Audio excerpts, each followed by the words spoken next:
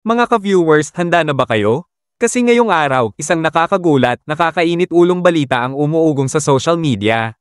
P500 daw, sapat na para sa Noche Buena ng isang pamilyang Pilipino. Yes, narinig nyo ng tama. Pero ayon sa netizens, congressmen, at lalo na sa Ibon Foundation, saang planeta. Kaya naman ngayon, pag-uusapan natin ang buong kontrobersya, ang mga reaksyon, ang mas malalim na economic context, pati na ang mga nakakakapit tuhod na komentaryo ng mga politikong hindi napigil ang mang-asar.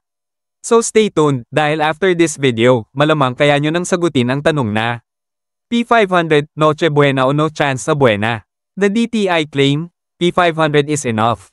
According to DTI Secretary Cristina Roque, based on their latest price guide, kaya raw gumawa ng basic Noche Buena meal, ham, macaroni salad, spaghetti, with P500, lalo na kung 3 tao lang daw, sabi pa niya. Actually, sa P500, makakabili ka na ng ham, makakagawa ka na ng macaroni salad at spaghetti. May price rollbacks daw. 500 gramo ham 170 piso, sweet style spaghetti sauce 48 piso at 50 sentimos, elbow macaroni 24 na piso.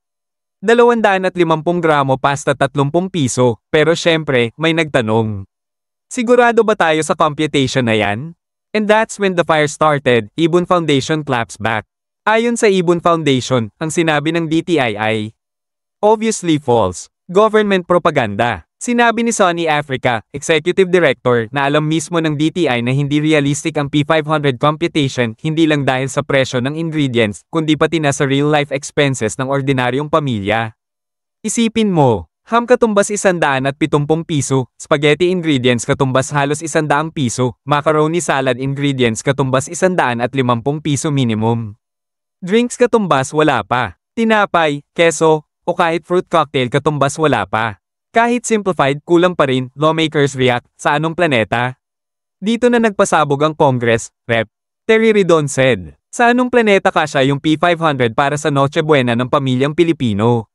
Rep. Percival Sendanya hit harder. P500 is enough if you travel back.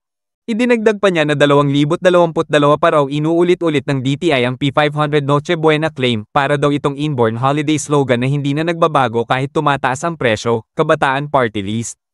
Mas direkta, dapat ang mga korap ang pagtiisin sa P500 Noche Buena.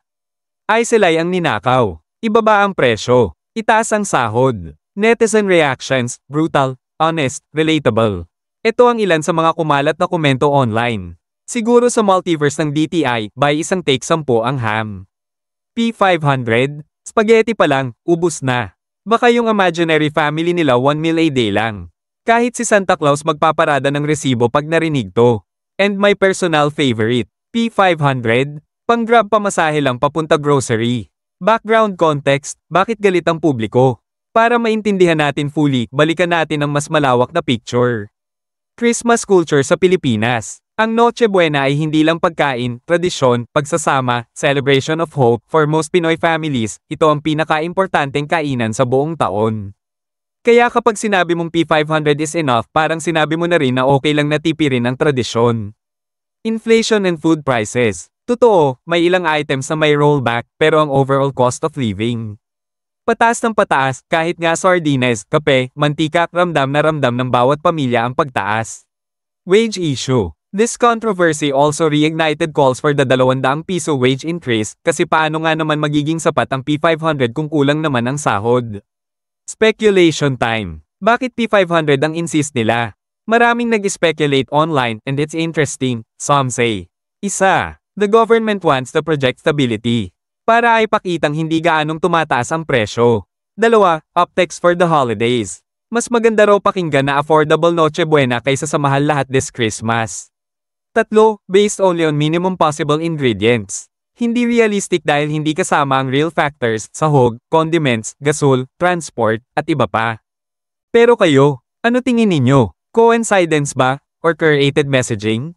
Related trending event dagdag kabit story. Kung napansin nyo, tuwing holiday season, lagi may price controversy, from onion prices last year, the sugar shortage, the egg price hikes, parang taon-taon, may bagong misteryo sa presyo, and now? The P500 Noche Buena saga, some netizens even joke. Next year, baka P150 na lang. Mas tipid, mas masaya daw. Wrap up, the heart of the issue. At the end of the day, hindi lang presyo ang pinag-uusapan dito. It's about reality versus narrative, it's about fairness, affordability, dignity, it's about the simple dream of every Filipino parent. Makapagbigay ng masarap, masayang Noche Buena sa pamilya, and whether P500 is enough or not, the heated reactions reveal a deeper truth. People are tired of surviving, they want to celebrate again. Kung nagustuhan mo ang analysis na to, diyan mo kalimutang i-like ang video, mag-comment sa baba. Sa tingin mo, sapat ba ang P500 Noche Buena? And of course, hit subscribe para sa mas malinaw, mas maingay, at mas makabuluhang kwento dito sa channel natin.